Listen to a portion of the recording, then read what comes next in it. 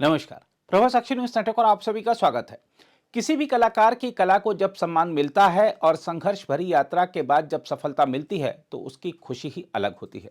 हम आपको बता दें कि इस साल पद्म सम्मान पाने वाले लोगों की सूची में श्रीनगर के 72 वर्षीय शिल्पकार गुलाम नबी डार भी शामिल हैं, जिन्हें लकड़ी पर नक्काशी में योगदान के कारण पद्मश्री के लिए चुना गया है।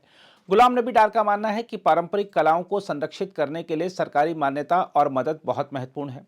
हम आपको बता दें कि 6 दशक से अधिक समय तक अपनी कला के प्रति उनके समर्पण के लिए उन्हें वैसे तो कई बार सम्मान मिला, लेकिन जब 75वें गणतंत्र दिवस की पूर्व संध्या पर उन्हें देश का चौथा सर्वोच्च नागरिक सम्मान दिए जाने की घोषणा की गई तो उनकी खुशी का ठिकाना नहीं रहा। गुलाम नबी डार को पद्मश्री के लिए चुने जाने पर कई स्थानीय लोगों का भी मानना है कि इससे कश्मीर की इस कला के पुनरुद्धार को बढ़ावा मिलेगा और समय की कसौटी पर खरी उतरी पारंपरिक कलाएं कायम रहेंगी। गुलाम नबी डार ने प्रभा साक्षी को दिए एक साक्षात्कार में अपनी कठिन यात्रा का जिक्र किया। उन्होंने बताया कि कैसे प्रतिकूल परिस्थितियों के बावजूद वह कम उम्र में ही लकड़ी की नक्काशी कला से परिचित हो गए थे। शुरू में कई कारीगरों ने उन्हें यह हुनर सिखाने से इनकार कर दिया था, लेकिन उनकी दृढ़ता अंततः उन्हें गुरु नूरुद्दीन टिकू के पास ले गई, जिन्होंने कागज पर जटिल डिजाइनों के माध्यम से उन्हें ज्ञान प्रदान किया। उन्होंने कहा, मैं जब 10 साल का था तब मेरे पिता को अपने कारोबार में घाटा हुआ और वह टूट गए। वह फीस नहीं भर सके, इसलिए मुझे स्कूल से निकाल दिया गया। मेरे मामा मुझे और मेरे छोटे भाई को सराय सफा कदल में लकड़ी पर नक्काशी इकाई में ले गए ताकि हम शिल्प सीख सकें। पुराने श्रीनगर शहर के सेकिदाफर इलाके में रहने वाले गुलाम नबी डार ने कहा कि लकड़ी पर नक्काशी इकाई में 5 साल रहने के दौरान उन्होंने बहुत कुछ नहीं सीखा, लेकिन इस कला के प्रति उनकी रुचि जागृत हुई और उन्होंने फैसला किया कि वह अपनी आजीविका के लिए इसे सीखेंगे। उन्होंने कहा, मुझे यह कला सीखने में काफ़ी कठिनाइयों का सामना करना पड़ा। मैं कई शिल्पकारों के पास गया, लेकिन उन्होंने मुझे यह कहकर लौटा दिया कि मैं नहीं सीख पाऊंगा। लेकिन मैंने दृढ़ निश्चय किया और कड़ी मेहनत की और मैं इसके लिए अल्लाह का शुक्रगुजार हूँ। गुलाम नबी डार ने कहा, टीकू का दाहिना हाथ लकवाग्रस्त था और जब उन्होंने मेरी कहानी सुनी तो कहा कि वह मुझे कागज पर बने डिजाइन के माध्यम से यह कला सिखाएंगे। मैंने उनके निर्देशों का पालन किया और उन्होंने मुझे यह कला सिखाई।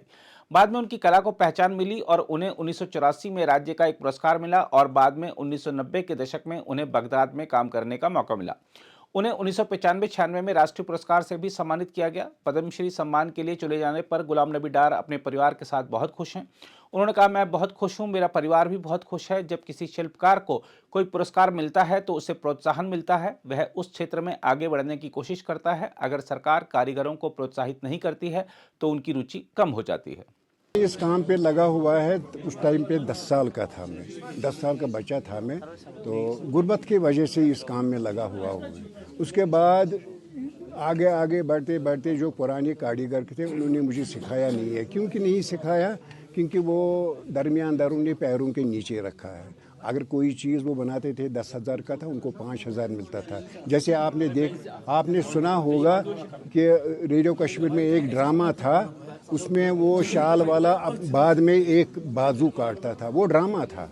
यही हाल पुराने कारीगर का था। बहुत बहुत गरीब थे वो, तो इसलिए अपने बच्चों को उन्होंने नहीं सिखाया, ना मुझको सिखाया, ना मेरे कोई साथ दे दिया है। अब किस तरह मैंने ये काम सीखा है, कैसे मुसीबत उठाते उठाते ये सीखा है, उसको तो बहुत टाइम लगेगा सुनने में। हाँ, इतना बताऊंगा मैंने बहुत मुसीबत उठाया है, तब मैं अल्लाह के फजल करम से यहाँ तक पहुँच गया जो मैं आज आपके सामने। इसके बारे में मैं ये कहना चाहता हूँ, जिस तरह मुझे नवाजा गया अवार्ड से, अगर हमारी जनरेशन जो है जो काम इसको करते हैं, अगर वो भी इस काम में लग जाएंगे, अपने काम भी करेंगे पेट के लिए, घर के लिए, अगर कोई टाइम बचा है उनके पास, उसको मैं ऐसा काम सीखो, किसी के पास जाओ, मेरे पास आओ, मैं आपको सिखाऊंगा, ताकि एक न एक दिन बजाएंगे आपका भी कामयाब हो जाएंगे आगे बढ़ने में।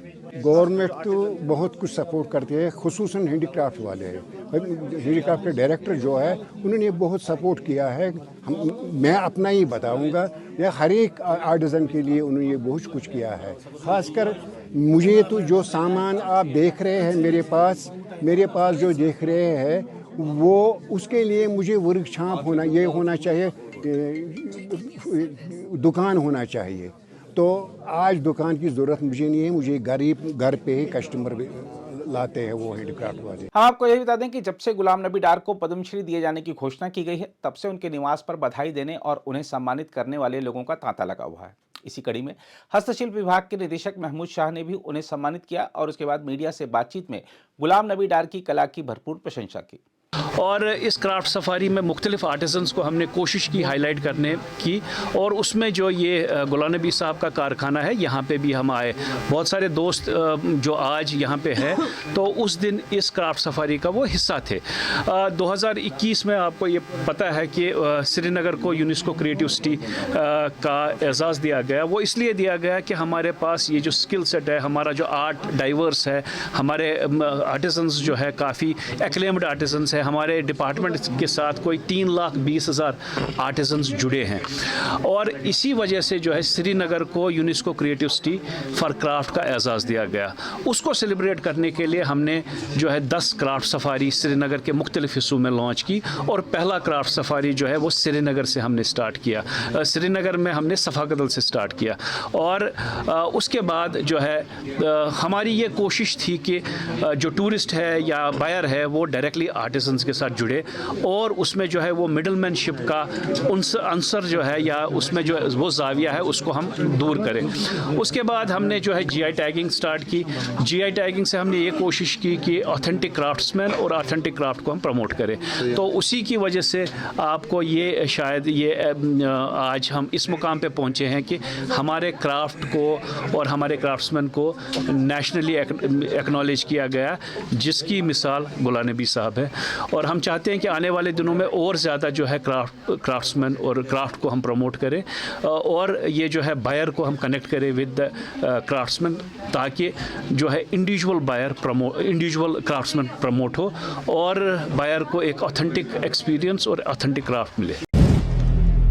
अगर आप भी लेना चाहते हैं देश दुनिया की तमाम जानकारी तो आज ही सब्सक्राइब करें हमारे चैनल को। साथ ही नीचे दिए बेल आइकन को जरूर दबाएं ताकि हर अपडेट आप तक पहुंच सके।